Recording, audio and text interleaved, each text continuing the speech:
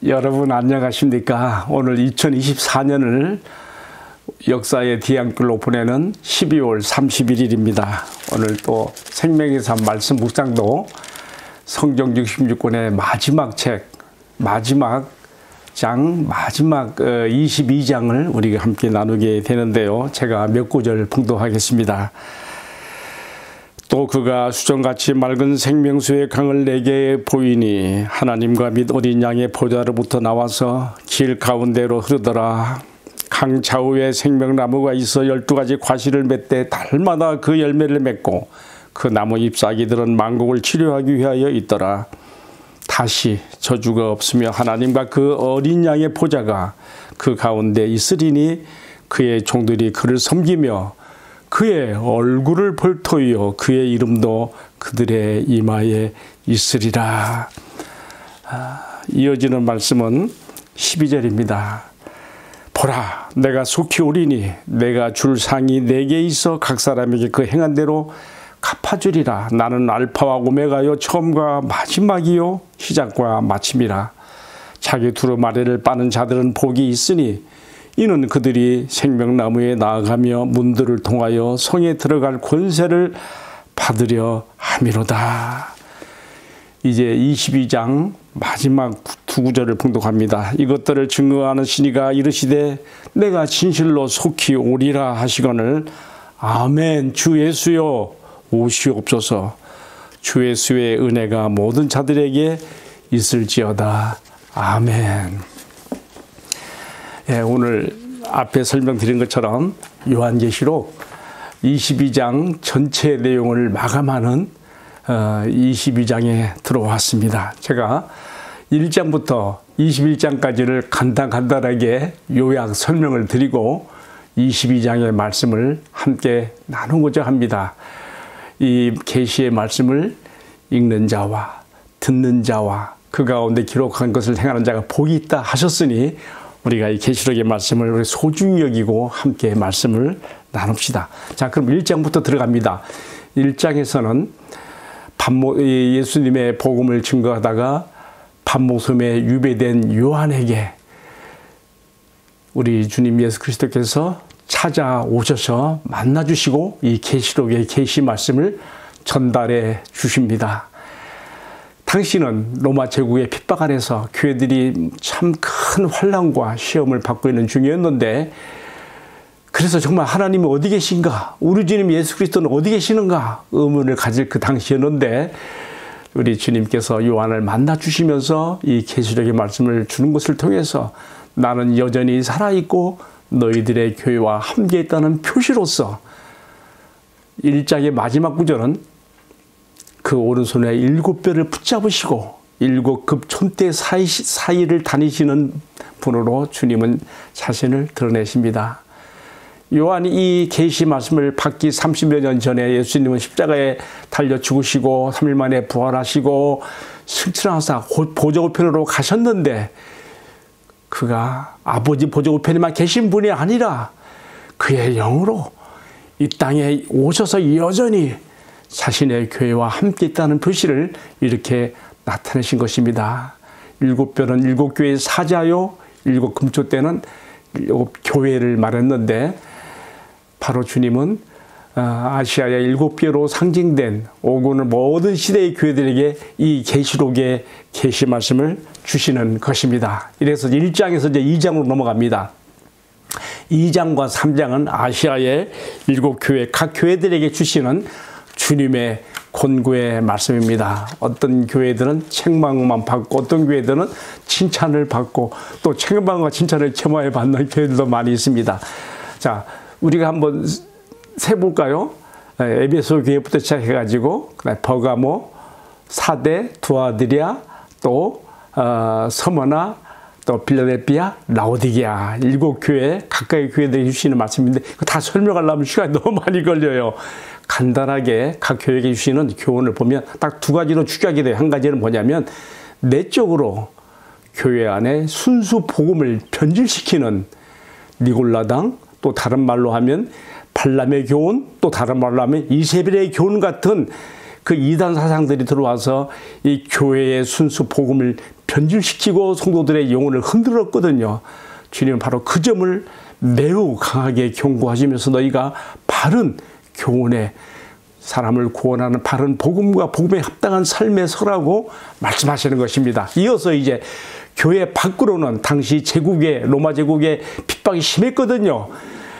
이러한 시련과 핍박 가운데서도 주 예수 그리스도의 믿음을 지키는 인내로 승리하는 교회가 될 것을 주님은 계시록 2장과 3장에서 7교회에게 말씀하심으로써 오고는 모든 우리 시대의 교회들에게 오늘 우리들에게도 동일하게 우리 교회들이 순수한 복음의 교리를 붙잡고 있을 것과 또한 지금은 뭐 나라마다 달라서 외부적인 핍박이나 시련이 없는 경우도 많습니다만은 세상의 화려한 세속주의에 너희가 흔들리지 말고 또 시련이 있는 교회들은 그 외적인 핍박에 흔들리지 말고 믿음과 인내로 승리하라는 말씀을 받게 되는 것이죠. 그래서 이제 1장, 2장, 3장이 지나가고요. 4장으로 들어갑니다. 4장과 5장은 당시 핍박받는 시련 가운데 처한 지상의 교회와 달리 하늘의 영광스러운 하나님 아버지의 보좌와 또 24 장로들이 그 둘러서 있는 것과 또 천만 천군 천사들이 둘러서 있는 이 천상교회의 모습을 보여주고 있습니다. 특이한 것은 보좌 앞에 네 생물이 천사들 중에 가장 고등한 스랍이라 할까요? 아니면 그룹이라 할까요? 이 천사들이 하나님의 거룩을 추호하는 네 생물이 있고요. 또 보좌와 24장로 사이에 24장로들은 모든 교회 성도들을 대표하는 장로들이거든요. 그 사이에 어린 양이 계셔서 중보에 위치했다는 것을 또 우리에게 보여주고 있습니다. 천상교회의 모습을 보여주면서 두 가지 예배 모습이 나와서 한 가지는 창조의 주 하나님의 그 영광을 찬미하는 그런 찬양이 나왔고요. 또 한 가지는요. 구속의 주 우리 주님 예수 그리스도 어린 양의 피 흘리심을 통하여서 우리 죄가 속량이 되고 우리가 구속받은 것에 대한 감사와 감격을 올려드리는 찬양이 또 소개가 됩니다.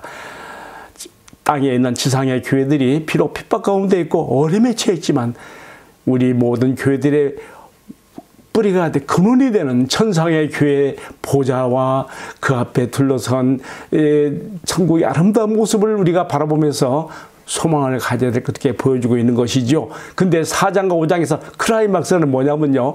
바로 어린 양 예수님께서 보좌에 계시신 아버지 하나님으로부터 이 세상 만유와 만사를 다스리시는 만왕의 왕이시며 만주의 주로서 임명을 받는 것인데 그것은 7 임봉된 책을 받는 것도 두루마리를 받는 것으로 표현되고 있습니다.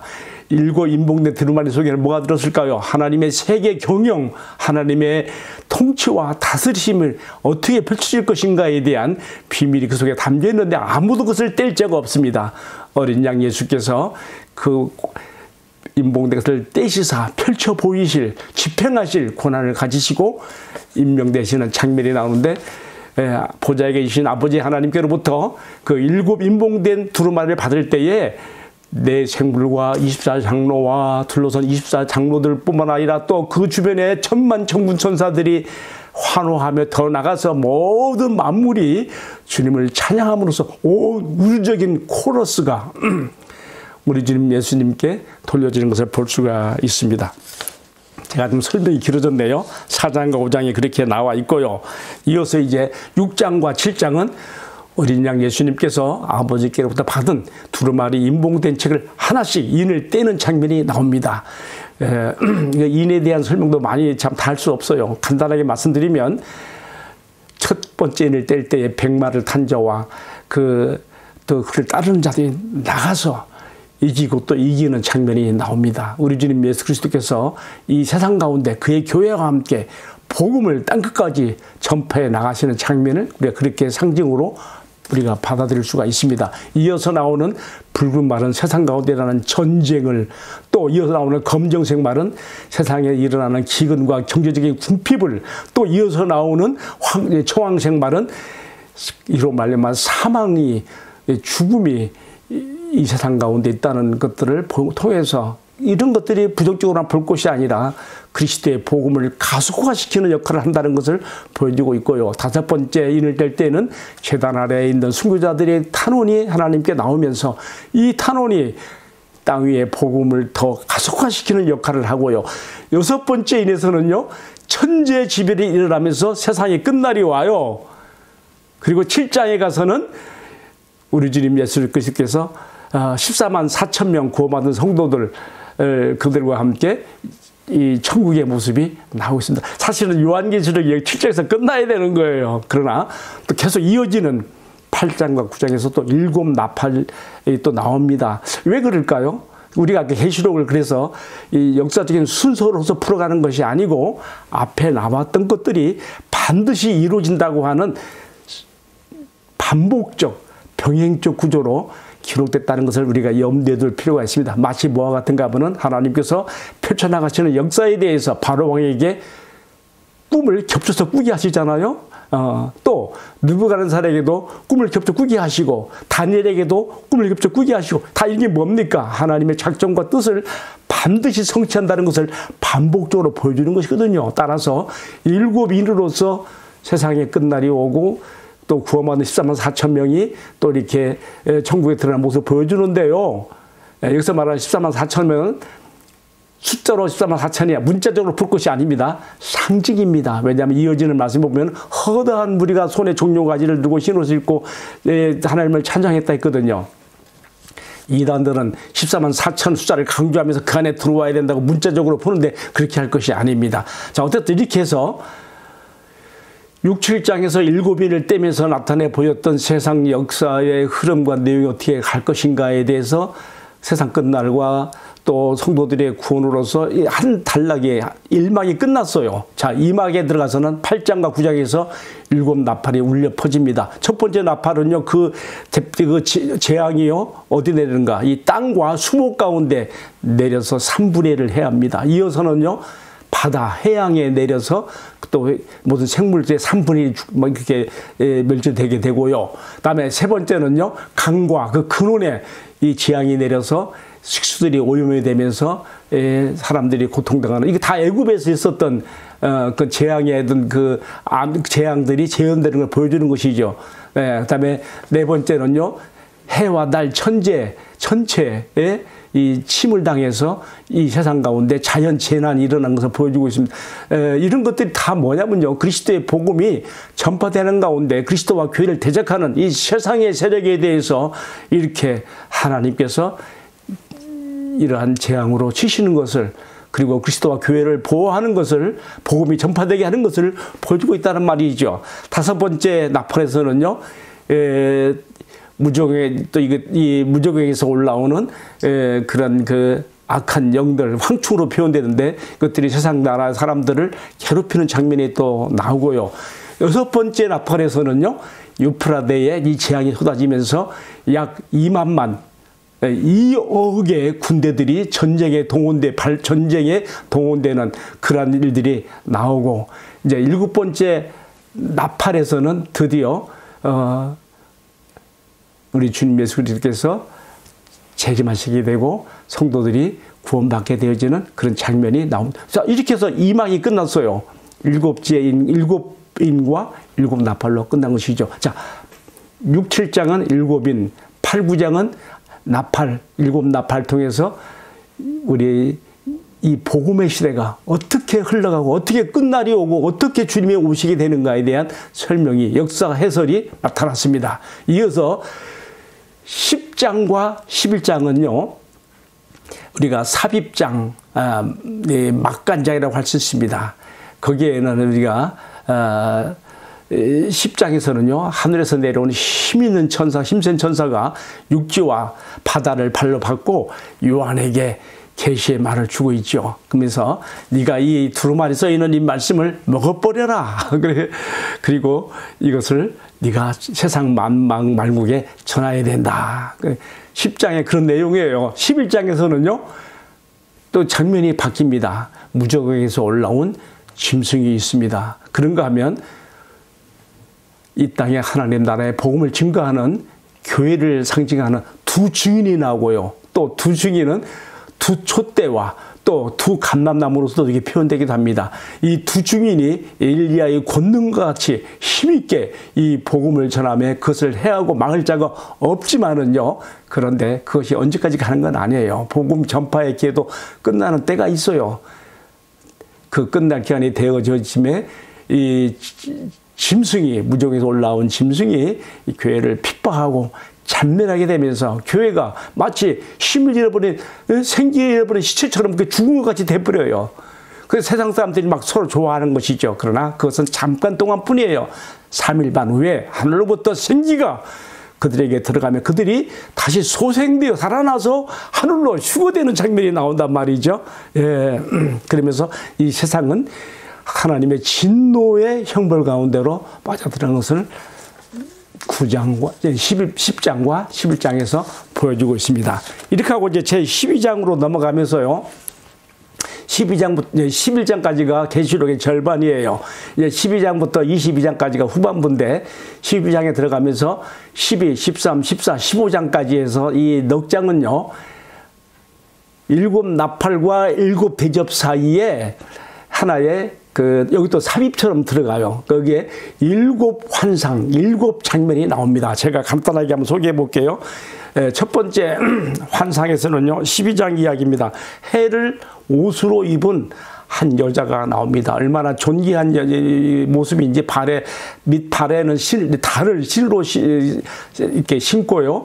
해를 옷으로 입었다. 그런데 이 여자가 사내 아이를 낳게 되어져요. 그런데 그 아이가 나오면은 삼켜버리려고 붉은 용이 대기하고 있습니다. 여러분, 특이한 장면이 12장에서 나왔어요. 우리가 이것을요, 정말 잘못 풀면 안 됩니다.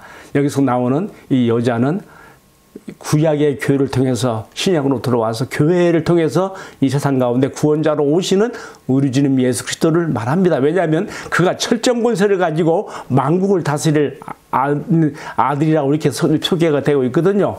그리고 이 붉은 용 마귀 사탄이 이 태어나는 이 세상의 구원자를 삼키려고 하는 그것이 역사 속에서 많이 있지 않았습니까? 가인이 아벨을 죽이기부터 시작해가지고요. 이 여자의 후손, 이 철장고세를 가진 아들이 오는 길을 막으려고 얼마나 많은 차단이 있었습니까? 가장 가깝게는 헤롯이 아기 예수를 죽이려고 해서부터 시작해서요. 또 거슬러 올라가면 이스라엘 역사에서는요. 아달랴 여왕이 등극해가지고 유다 왕들의 씨를 말려하는 일이 있었고요. 다 이런 것들이 바로 여기 연결되는 거거든요. 자, 이어서 또 이 환상을 보게 되면요. 하늘에 전쟁이 있으니 미카엘과 또 그를 따르는 사자들이 용과 그를 따르는 사자들과 더불어 전쟁을 일으켜서 이 용이 땅으로 쫓겨내려가요. 여러분, 이것들이 다 지금은요, 옛날 얘기가 아니에요. 이 지상에서 벌어지는 그리스도와 교회를 대적하는 사단과 또 사탄 마귀와 이 세상의 세력에 대해서 이렇게 지금 표현이 그렇게 영적으로 되는 거예요. 영적 세계의 일이 여기 인간 역사 속에 어떻게 나타나는가 우리가 연결해서 생각해야 되는 것이죠. 자, 그래서 이제 이어지는 이제 13장, 14장, 15장에서는요, 특별히 13장에서는요, 땅으로 쫓겨내려간 이 용이 두 짐승을 죽여서 그리스도의 교회를 핍박하게 되는 장면이 나오죠. 그래서 이제 13장에서는 바다에서 나온 한 짐승을 보입니다. 7 머리가 10뿔이 달렸어요. 다 적그리스도를 여기서 이게 상징하고 있습니다. 또 이어지는 또 말씀에서는요, 땅에서 올라온 뿔 달린 양같이 생겼는데 용처럼 말하는 또 거짓 선지자가 또 등장합니다. 이러한 세력들이 다 그리스도와 교회를 대적하고 해롭게 하고, 이 땅에서 올라온 짐승, 거짓 선지자가 바다에서 올라온 짐승, 바다라고 하는 것은 흉흉한 이 세상 열국을 말하거든요. 정치 세력이라고 할 수 있어요. 그 짐승을 우상화시켜가지고 짐승에게 절하게 하면서 666표를 받게 하고, 이것이 없는 사람들은 매매 활동을 금하게 하며 경제적으로 힘들게 만드는 그런 때를 말하고, 이것이 과거에 있었고 앞으로도 있을 수 있는 일들이에요. 자, 13장에서 이처럼 그리스도의 교회가 이렇게 두 짐승 적그리스도와 또 거짓 선지자에 의해서 핍박을 받게 되는 그런 장면이 소개가 되고 있으면서, 그러나 그것이 다가 아니죠. 이어서 제가 지금 7 환상 가운데 지금 3가지 말했습니다.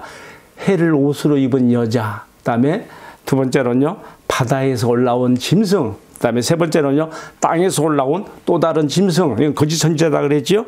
네 번째는요, 이건 14장에 나오는 얘기인데, 이런 핍박과 환난 가운데서도 짐승의 표를 받지 아니하고 믿음을 지키고 승리한 성도들이 어린 양과 함께 시온산에 서서 구원의 은총을 찬양하는 장면이 계시록 14장에 나오고 있습니다. 그리고 14장 후반부는요, 이 일이 있은 후에 이 세상에는 이제 하나님의 재앙이 진노가 임하거든요. 공중을 날아가는 새 천사가 세상 나라에게 전하는 3가지 심판의 예가 나오고요.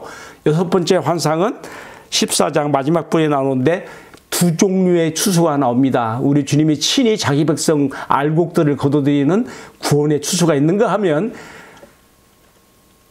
예리한 낯을 가진 천사에 의해서 진노의 포도주 틀에 던져서 짓밟혀질 심판의 그 사람들, 그 심판받을 원수들, 바로 그것은 포도 수확으로 이렇게 표현되어 있습니다. 그래서 2가지 또 심판이 보이고요. 7 환상 가운데 마지막 환상 7번째는요, 15장에 나오는 이야기인데요. 불이 섞인 유리바다를 어린 양과 함께 건너가서 수정같이 맑은 유리바다, 곧 보좌 앞에 수정같이 맑은 유리바다에서 구원의 은총을 찬송하는 성도들의 모습이 나옵니다. 이렇게 해서 또 주님의 초림부터 재림까지의 또 장면이 또 여기서 나옵니다. 보세요. 벌써 앞에 벌써 우리가 그리스도의 초림부터 재림까지가 벌써 3번, 4번 반복해서 나오는 거예요. 계시록의 말씀이, 그래서 우리가 역사적인 순서로 읽을 것이 아니라 하나님께서 가장 귀하게 보시는 이 자기 땅에 보내시고 우리를 구원하시고 마침내는 세상이 끝날이 오고 땅의 심판과 하나님 나라의 영원한 세계가 열린다는 것을 이렇게 여러 가지 면에서, 여러 가지 각도에서 보여준 것이란 말이죠. 자, 이렇게 해서 우리가 15장까지를 끝내면서 이제 16장에 들어가면요, 아까 우리가 앞에서 8장과 9장에서 7 대접이, 7 나팔 나왔다고 했는데 16장에서는 7 대접 재앙이 나옵니다. 이것은 근데 성격이 달라요. 이 심판의 성격은 똑같아요. 7 나팔에서도 첫 번째는요, 이 재앙이 땅과 수목 가운데 나타났고요. 2번째가 바다, 3번째가 강과 그 근원, 4번째가 하늘의 천체들, 1월 성신, 대접 재앙에서도 똑같은 순서로 나오면서 틀린 점은요, 앞에서는요 3분의 1이 이 침을 당하는데 대접 재앙에서는 완전히 이 재앙으로 인해서 멸절되어지는 심판으로 들어가는 것이죠. 그래서 7 대접 가운데 3번째, 4번째가 이렇게 되고요. 5번째 재앙에서는 이 짐승의 보좌에 이 재앙이 내리침으로써 큰 고통이 이제 임하게 되고요. 6번째 대접에서는요, 그러니까 7 나팔에서도 6번째 유프라데에 이 재앙이 내렸거든요. 마찬가지로 7 대접에서도 유프라데에 이 대접이 쏟아지면서 여기서 이제 전쟁이 발발되어지고 최후의 전쟁은 아마겟돈 전쟁이죠. 그 전쟁을 발발케 하는 일이 여기서 벌어지면서요. 그 다음에 마지막 7 대접이 떨어져 공기 중에 쏟아지면서 다 되었다라고 하는 완전 심판의 성격을 보여줌과 동시에 이 세상에는 큰 지진이 일어나면서 큰 성 바벨론, 이 세상을 상징하는 게 큰 성 바벨론으로 나와서요, 무너지는 그런 장면으로 끝나게 되어집니다. 그래서 16장의 마지막 7 대접에서 이 세상으로 표현된 큰 성 바벨론이 무너지는 얘기가 나오는데, 이어서 17장과 18장은 바로 이 세상으로 상징된 음녀와 이 큰 성 바벨론이 어떻게 멸절되어지는가, 이 바벨론의 이 큰 성 바벨론의 정체가 무엇이며 어떻게 하나님의 진노의 심판을 받아서 끝나게 되어지는가가 17, 18장에 자세히 나와 있습니다. 자, 그리고 이제 19장에 들어가게 되면요, 아까 우리가 15장에서 봤던 것처럼 이 거짓 이 적그리스도와 적그리스도 바다에서 올라온 짐승이라 했습니다. 그다음에 이 거짓 선지자, 땅에서 올라온 짐승, 그래서 적그리스도를 우상화시키고 신격화시켜서 성도들을 괴롭히고 666표를 받게 하고 하여튼 그런 핍박이 있었잖아요.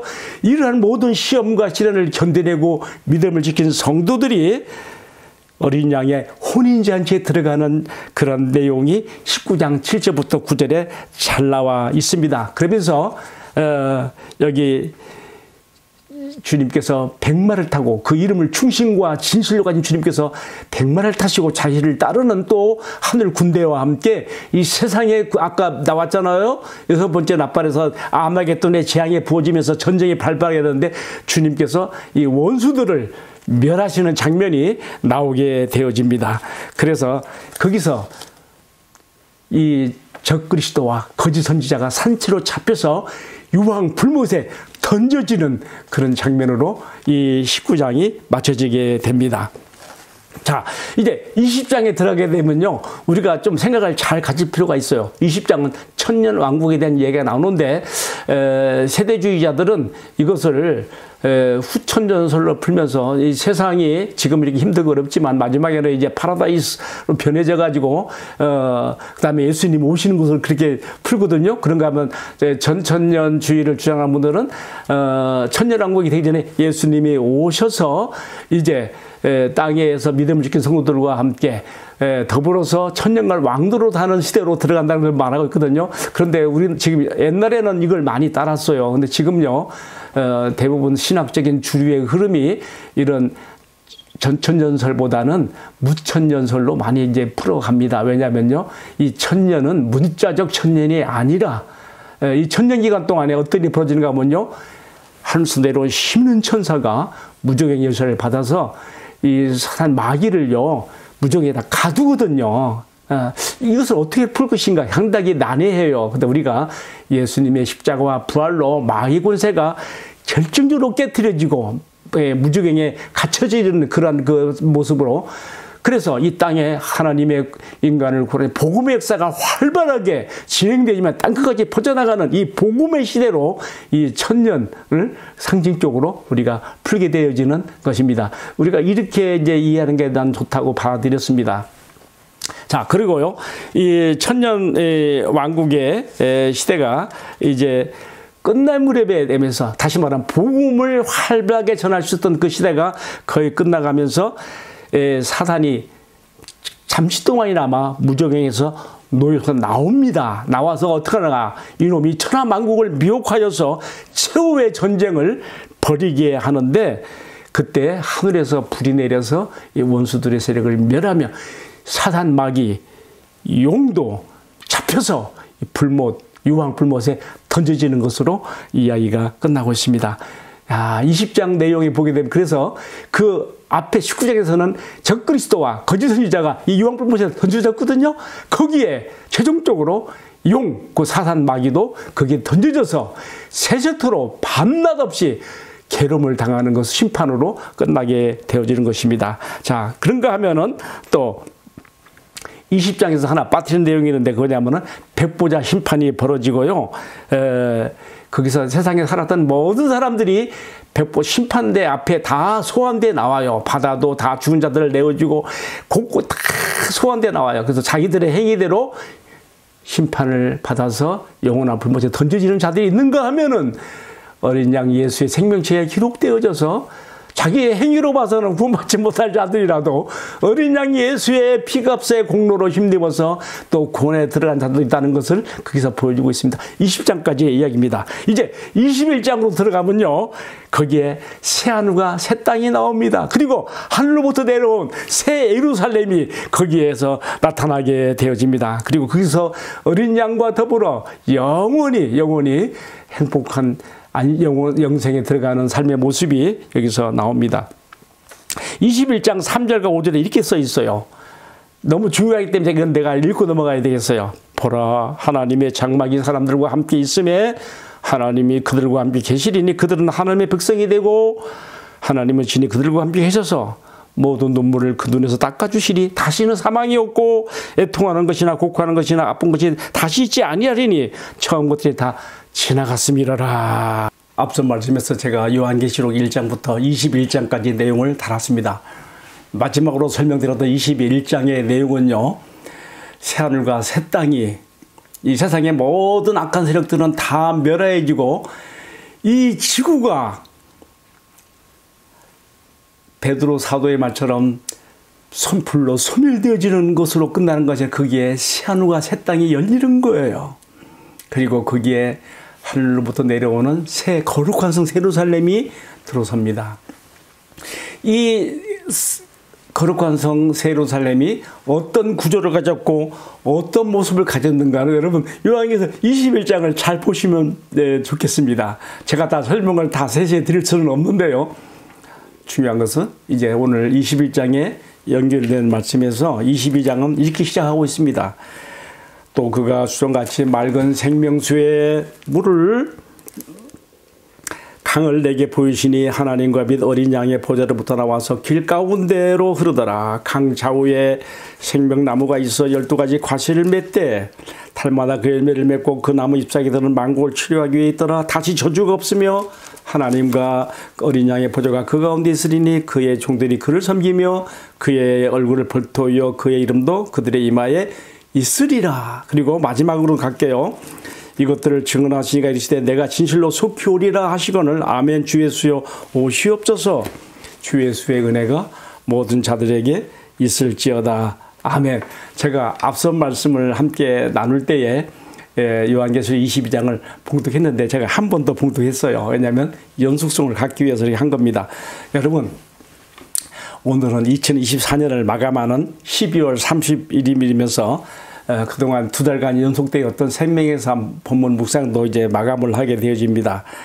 자, 이 책의 진정한 저자이신 예수님께서 사랑하는 제자 요한에게 이 계시의 말씀을 보이셨고, 이제 오늘 말씀의 내용에 보게 되면 마지막 당부와 권면 그리고 주의사항을 주고 계십니다. 제가 몇 가지로 정리해 봤습니다. 첫 번째로요, 예수님이 자신이 어떤 분인가를 여기서 나타냈습니다. 13절에 나는 알파와 오메가요 처음과 마지막이며 시작과 마침이라. 저는 이 말씀에서 큰 은혜를 받아요. 오늘이 12월 31일 한 해를 마감하는 날인데 나는 그동안 어떻게 살아왔는가. 내 자신의 지난 날과 현실의 모습을 보면 참 부끄럽고 어떻게 보면 좀 자신감이 없어지고 좀 초라해지는 그런 모습이에요. 그런데 이것은 내가 세상적인 시각으로, 물량적인 시각으로 내가 나를 바라보는 그런 부정적인 시각이지요. 중요한 것은 이겁니다. 나는 시작이요 마침이며 처음이며 끝이라. 그렇습니다. 시작이며 마지막이 되신 주님 안에 있으면 세상적인 눈으로 볼 때에는 초라하게 보일지라도 그러니까 문제될 거 없습니다. 내 삶은 과연 주님 안에, 시간의 주인이신 주님 안에서 의미가 있는 것이고 주님이 평가하시고 인정해 주시기 때문에 오늘 한 해를 마감하는 12월 31일에 부족하나마 주님 영광에 살아온 지난 날들을 감사하면서 2025년 새해로 넘어가게 됩니다. 또 주님께서 이런 말씀하셨어요. 나는 다윗의 뿌리요 자손이니 곧 광명한 새벽별이라. 새벽별, 모닝스타. 주님께서 자신을 이렇게 소개하셨습니다. 광명한 새벽별. 이것을 모방하고 이것을 훔치려고 했던 루시퍼, 이사야에 나오는 루시퍼가 있었죠. 자칭 가짜 메시아. 이것도 얼마나 지금 세상에 많은지 몰라요. 이단들 가운데서도. 진정한 모닝스타, 새별 되시는 주님으로 인해서 우리가 소망을 갖게 되어집니다. 또 주님이 이렇게 말씀했어요. 22장 7절, 12절, 20절 세 번이나 반복해서 내가 속히 오리라. 내가 진실로 속히 오리라. 어떤 분들은 아이고 이거 말할 때로부터 2000년 지났는데 아직도 안 왔는데 이렇게 말하는 분도 있지요. 그러나 그것은 우리의 이성적인 생각과 상식인 것이고요. 우리는 천년을 하루같이 기다리시며 나보다 더 나를 만나고 싶어 하시는 주님의 마음을 우리가 헤아려서 이 말씀을 받아야 됩니다. 결코 거짓이 없으신 가장 신실하신 주님의 말씀입니다. 내가 속히 오리라 하신 그 말씀은 오늘도 우리의 심장을 두드리며 내가 깨어 있어야 될 것을 나에게 당부하고 있는 것입니다. 자, 또 주님께서 요한에게 마지막 당부 여러 가지가 나오는데 네 가지만 말할게요. 첫 번째는 이 예언의 말씀을 지켜라. 22장 7절에 나와요. 두 번째는요. 22장 10절에서 이 말씀을 인봉하지 말고, 왜 인봉하지 말라 하는가? 시급한 거니까 전해야 되거든요. 그다음에 세 번째로는요. 22장 10절에 내가 줄 상이 있으니 각 사람이 행한 대로 갚아주리라. 네 번째는요. 중요한 구절이에요. 때가 가까우니 불의한 자는 그대로 불의를 행하게 하고 더러운 자는 그대로 더럽게 살게 하고 의로운 자는 그대로 의를 행하고 거룩한 자는 그대로 거룩하게 하라. 여러분, 이 말씀 매우 두려운 말이에요. 영어로 하면 let him do, let him be. 그 사람으로 하여금 그렇게 되게 만들어라. 왜 이렇게 주님이 말씀하실까요? 주님께서는요, 이제 시대가 급박하고 악하기 때문에 사람들을 권면하고 권하여서 그들을 돌이키기에는 이제는 여유가 없다고 하시는 거예요. 그래서 그들이 살아온 삶의 관성대로, 그들의 삶의 스타일과 방식대로 그대로 가게 내버려 두라고 하시는 거예요. 이 두려운 말씀 앞에서 우리는 과연 정말 내 삶이 어떻게 주님 앞에 바로 세워져야 되는가 생각해야 되는 것이죠. 제가 지난 주일날 기차를 타고 대전을 내려가는데 옆에 분에게 전도를 좀 했어요. 하나님께서 우리를 위해서 천국을 준비해 놓으시고요. 이렇게 말이 나가는데 화를 확 내면서 아무 말도 하지 마시오. 그러는 거 아니겠어요? 제 마음이 상처가 되지요. 무안하고. 여러분, 시대가 이렇게 악합니다. 사람들의 마음이 많이 사나워져 있어요. 이 땅에 예수 믿는 사람들 중에서도 많은 사람들이 정치적인 논리에 휘말려서 정치 이념에 휩쓸려서 얼마나들 마음이요 싸나운지 몰라요. 막 폐가름이 일어나고, 정말 우리가 조심해야 돼요. 우리가 바라볼 부분은요, 정치 지도자들이 아니고요, 어떤 정치 이념이 아니고요, 우리는 한 주 예수 그리스도 우리의 왕이신 주님만 바라보고 나가야 되는 것이죠. 내가 영적으로 손해를 보면 안 돼요. 주님만 바라봐야 돼요. 정치 이념도 어떤 내가 좋아하는 지도자도 그 다음이에요. 너무 내가 과하게 말했습니까? 우리 현실이 너무 심각하기 때문에 그래요. 너무나 많은 그리스도인들이 이런 것에 휘둘려서 마음이 사나워져서 영적으로 황폐해지고요. 하나님과 예수님의 이름을 이용해서 그런 정치인으로 나가는 모습도 많이 보여요. 우리 그러면 안 되겠습니다. 진보든 보수든 다 떠나서 우리가 예수 중심으로 나가야 됐습니다. 여러분, 정말 이 시대를 분별하고 잘 나갑시다. 주님이 다시 오심이 임박한 이 시점에서는요, 사람들의 마음이 어떤 한 가지에 고착이 되면 고착된 그대로 관성의 법칙을 따라 그대로 흘러가기 때문에 주님이 경고를 주시는 거예요. 그래서 거룩한 자는 그대로 거룩하게 하고 더러운 자는 그대로 더럽게 살게 하고.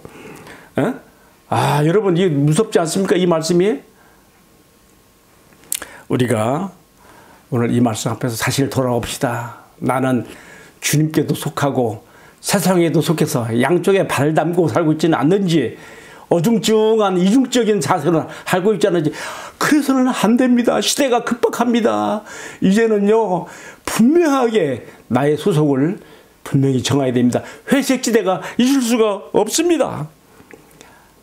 자, 그러나 이런 경고로만 끝나는 게 아니에요. 주님께서 희망의 메시지도 주셨습니다. 22장 14절에서 더불어 말씀하시기를 자기의 두루마리를 빠는 자들은 복이 있다, 이렇게 말씀했습니다. 여기서 말하는 두루마기를 이제 옷을 빠는 자가 복이 있다 했는데, 우리가 갈라디아 3장 27절 말씀에 보게 되면요, 우리가 예수 그리스도의 이름으로 성삼위일체 이름으로 세례를 받을 때요, 우리가 그리스도로 옷 입었다 그랬어요. 의의 옷을 입혀주셨어요. 이것이 이 세상을 살아가면서 더럽혀지거든요. 왜냐하면 이 세상은 죄악 세상이기 때문에 더럽혀져요. 온전히 깨끗하게 보존한 사람 나는 없다고 봐요. 그래서 주님이 말씀하시는 거예요. 이 두루마리를 빠는 자들은 복이 있도다. 자주 빠내야죠. 이 두루마리, 또 다른 말로 표현한다면요, 우리의 심령 상태와 우리의 인격이 세속에 빠지지 아니하고, 또 혹시 빠졌다 할지라도 주님의 보혈로 씻으며 항상 우리의 심령 상태와 우리의 인격과 성품이 그리스도 중심으로 나가게 될 것을 우리가 2024년 한 해를 마감하면서 2025년 새해 앞에 마음에 새롭게 다짐할 수 있어야 되겠습니다.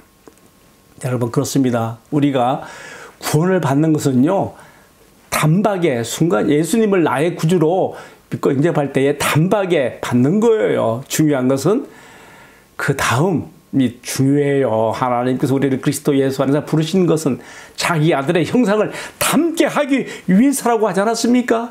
그 아들의 형상을 닮아가는, 즉 성화되어지고 거룩하게 되어져 가는 데에 시간이 걸리는 것이죠. 이것을 우리가 성화의 과정이라고 하는데요. 바로 오늘 말씀에서는 그 두루마리를 빠른 자들은 복이 있다 하심으로 우리에게 말씀하고 있는 것입니다. 이제 오늘의 말씀을 마치면서 중요한 것 또 한 가지 설명할 게 있어요. 여기 보니까요, 이 계시록을 상대하는 너희들이 주의할 것이 있다. 18절에 보면 이 말씀을 듣는 모든 자에게 증언하노니 만일 이것들 외에 그 말씀을 감하는 자가 있느냐? 그렇다면 그는 여기 기록된 재앙들이 그에게 임할 것이고 생명나무와 거룩한 길에 들어가지 못하리라. 또 이 말씀에 덧붙이는 자들이 있느냐? 똑같이 말씀해요. 그는 이 책에 기록된 재앙들이 그에게 임할 것이고 생명나무의 길로 가는 길이 막힐 것이며 거룩한 성에 들어가는 길이 그 길에서 죄될 것이라. 그래서 우리가 계시록을 함부로 풀면 안 돼요. 저도 오늘 이 계시록 말씀을 이렇게 풀면서 가급적 기록된 말씀의 범위에서 안 벗어나려고 제가 가능한 한 뭐 여러 가지 말은 하지 않았습니다. 오늘 기록된 말씀대로 중요한 것은 뭡니까? 우리 주님 반드시 다시금 오신다고 하는 이 소망 붙잡고 우리가 이 악한 죄악 세상을 믿음으로 승리하며 살아갈 수 있어야 되겠습니다.